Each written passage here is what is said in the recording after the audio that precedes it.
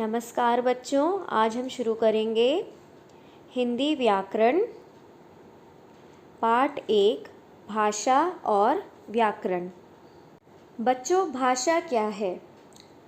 अपने भावों और विचारों को हम जिस माध्यम से एक दूसरे तक पहुंचाते हैं उसे भाषा कहते हैं। यानी कि बच्चों, हम जिस तरीके से भी अपनी बात को एक दूसरे तक पहुंचाते हैं उसे भाषा कहते हैं।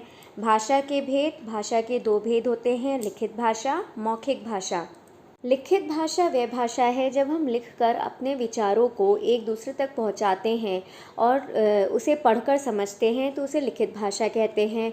जैसे लड़की पत्र लिख रही है। मौखिक भाषा जब हम बोलकर अपने विचार प्रकट करते हैं और दूसरे उसे सुनकर समझते हैं तो उसे मौखिक भाषा कहते हैं। जैसे अध्यापक बोलकर बच्चों को समझा रहे हैं।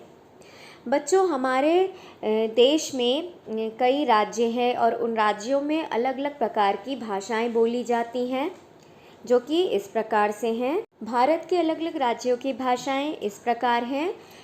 पंजाब भाषा पंजाबी, हरियाणा हरियाणवी, महाराष्ट्र मराठी, केरल मलयालम, कर्नाटक कन्नड़, गुजरात गुजराती, आंध्र प्रदेश तेलुगु, उड़ीसा कश्मीर कश्मीरी, तमिलनाडु तमिल।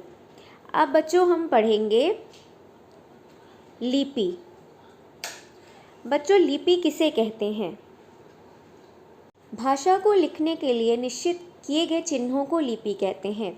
बच्चों, अलग अलग भाषा को अलग अलग चिन्हों के द्वारा लिखा जाता है और उन्हीं चिन्हों को लिपि कहते हैं। जैसे कि हिंदी भाषा देवनागरी लिपि में लिखी गई है। कुछ अन्य भाषाओं की भी लिपि है जो कि इस प्रकार है।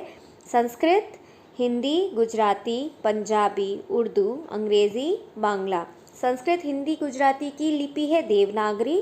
पंजाबी गुरुमुखी भाषा में लिपि में लिखी गई है। उर्दू फारसी लिपि में, अंग्रेज़ी रोमन और बांग्ला बंगाली लिपि में लिखी गई है। बच्चों, अब हम पढ़ेंगे व्याकरण। व्याकरण किसे कहते हैं बच्चों? भाषा के शुद्ध रूप का ज्ञान करवाने वाले शास्त्र को व्याकरण कहते हैं। बच्चों, व्याकरण वह शास्त्र है जिसमें हम भाषा के सभी प्रकार के सभी रूप के बारे में पढ़ते हैं और समझते हैं। धन्यवाद बच्चों।